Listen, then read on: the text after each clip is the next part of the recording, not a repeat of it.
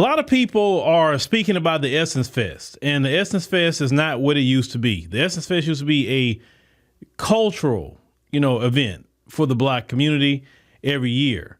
And ever since the ownership has changed, many people in New Orleans have reported that the cultural, spirit that's there and what we normally would do at Essence Fest has been going down every single year. And you look at 2025 and it's really, really noticeable. And because FBAs have been speaking about this, there are people from the diaspora that live in America that really don't like it, because we knew Richard Lou Dennis. He's a Liberian American. He owns Essence. And Caroline Wanga, she is a Kenyan American, is the CEO. So a magazine that started off with four brothers now is not owned by no FBAs in running it. And a lot of people having a problem with that. Let's go ahead and check out what this particular sister has to say, because we have to respond to this, because she just don't understand or maybe can't comprehend about us protecting our culture. This is why Black people will remain in the trenches. And when I say Black, I mean African Americans, Africans, Caribbean, Blackness as a whole. This is why we will remain in the trenches, because we have so much division in us. It is ridiculous. I've been seeing a lot of videos talking about Essence Festival and how African Americans are boycotting it and how it's flopping because it's now owned by Africans, because there is no African American, there is not enough African American representation. And the way they're talking about African, how condescending they talk about African, or how Africans are the artists, how African artists are invited, how African. We are never getting out of the trenches. You see our people from the Caucasus Mountain, they will continue to do better than us, because we are very unserious. Us as a race, as a nation, and as an ethnicity, we are very unwell. There's something, they did a number on our head that we would rather crumble individually than unite and do something marvelous. No. There's always a division. Oh, these people are Caribbean. Oh, these people are African Americans. Oh, these people are African. Meanwhile, you're looking at the same shade of black.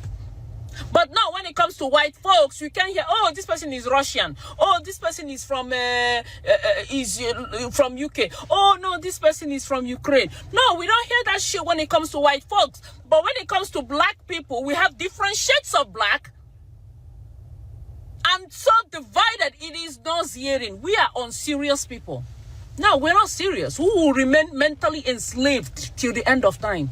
Well, the last little bit, you kept saying we. We don't speak French. We speak English. So that we part has nothing to do with us. But see, here's the thing. Here's the thing, sis. Let me just give you just a little bit of education here. Essence Fest has never been a Pan-African event, okay? If Essence Fest was a Pan-African event, then this would be a legitimate conversation that you're having. Essence Fest and Essence Magazine was the highlight of the Black American community. Highlighted Black American actors, actresses, civil rights leaders, sports, highlighted people in fashion. It was more so focused on Black Americans. Not to say that they didn't feature a brother or sister from the motherland, not to say that, or a brother or sister from the Caribbean, but it was more so focused on Black American culture. And what the issue that Black Americans are having is that Richard Lou Dennis, he is literally trying to Pan-Africanize something that's culturally Black American. And that's what the rejection is coming from. You can't have Jollof versus jambalaya. That will be fine if it was a Pan-African event. Yeah, bring out the jambalaya, bring out the dirty rice, bring out the Jollof, bring it all out. Hey, let's go ahead and try it all. And listen, if I'm at a Pan-African event, I want to see every food there, right? I want to see the curry goat. I want to see the Jollof. I want to see the dirty rice. You understand? I want to see the fufu and the goosey, and bring it all to the Pan-African event. I expect that. Listen, I'm going to Canada next month to the Pan-African Film Festival. I want to see all the food there. But if something is like Essence Fest and it's saying Black American or Black American culture FBA, then you can't get mad at it. Listen, every year, Frankie Beverly and Maze will go to the Essence Fest. The only reason they're not doing it because, Frankie Beverly, went on. But inviting acts like Erykah Badu and all that, it wasn't the Afrobeats Festival. It wasn't that. So if you say, oh, they don't want Africans there, it's not that. It's no different than if I would go to West Africa and it's Daddy December or whatever the case may be. And it's a Pan-African, it's not even Pan-African, it's just y'all in West Africa, y'all music, what y'all do. And then we come over there and just take it over when it's normally an event that's for y'all. Listen, when we go to events in Africa or the Caribbean, we're not trying to take it over. If anything, y'all invite us to perform our music, but we don't try to go there and take over your stuff. And that's where the disrespect comes from. Is that it's not, and I'm not saying her because she has nothing to do with it, but the fact is, not only the bringing in the Afro beats and all the different things they're bringing in, but they sit here and done dirty the vendors. For instance, they had a black business that was doing an event around the same time. They filed a lawsuit on a black business. A lawsuit. Essence never did that to black businesses. The vendors was not being treated right. Now, when Essence would come to over there, all the black community, all the black vendors would benefit and it would be a great time. Now, it's not that. And they gonna have to accept that. Listen, Essence, what y'all gonna have to do is change ownership, change CEO, or it's gonna just crash and burn. But at the same time, let me get to another point, because we can complain about Essence Fest and complain. This is the problem when we don't protect our black American intellectual property. If you don't hold on to our intellectual property, or if you want to get out of the business, find another FBA that got the passion, that want it, right? But don't give up our intellectual property, because when you sell, I know a lot of times businesses sell for multiple reasons. Maybe they ain't got so much debt, and hey, this company want to buy it, and they gonna get them from underneath debt, and also put some money in their pocket, right? At the sale. Sometimes people sell because, man, they just want to retire. They done. And they don't have nobody that want to take it over. So, hey, this company want to buy us out. Let's go ahead and do it. But let's take a lesson learned from Essence, is that we don't sell our cultural intellectual property. Find somebody in the black community that's passionate about this and sell it to them. That's what we have to do. And if we can't sell it, I'd rather you shut it down at this point. Because selling it, when you sell it to somebody else, you can't really expect and demand they do it the way we want it done. Now, we can starve them out. We can say, I'm not going to your Essence Fest no more. I'm not even entertaining your magazine. Sure, we can do that. And actually, black folks are kind of doing that now. But instead of having to do that, why don't we protect our intellectual property? This is what we also can do. A lot of you great sisters out here who've been to college and all of that, maybe some of you brothers, maybe a husband and wife couple, start something new. Say, you know what? Okay, we lost Essence. Fine. Let's start something new. Let's start a new magazine in the same spirit of Essence, same spirit.